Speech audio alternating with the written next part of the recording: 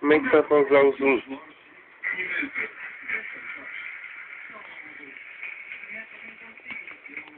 Utilizo uma geleca, tipo, uma meleca mesmo, né? Uma meleca que não suja.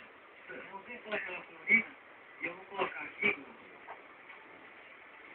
aí que ela vai sair. Tá?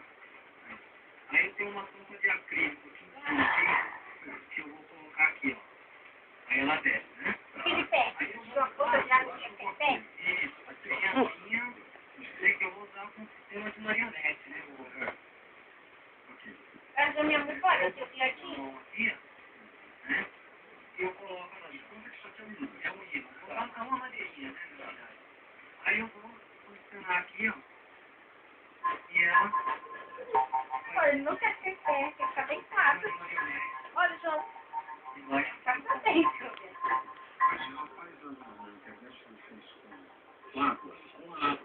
Eu usei uma geleca para mostrar como o movimento dela dentro do corpo, que a água realmente seria, como seria a água, iria virar, né?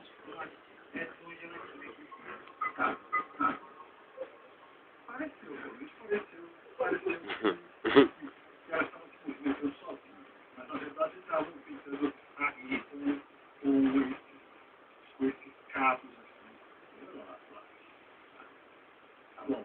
Vou mostrar o número 3, mas antes deixa eu dar um recado aqui do lado. Claro, claro. Eu vou mostrar agora para vocês como se faz aquelas cintas de aço que você vê aqui no nosso programa. Eu não, filha da puta. É a fábrica das Pega. toda a tecnologia que eles usam para fabricar os melhores polidas de aço do Brasil.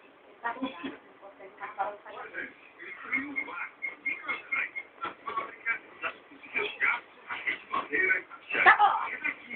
Essas cozinhas maravilhosas.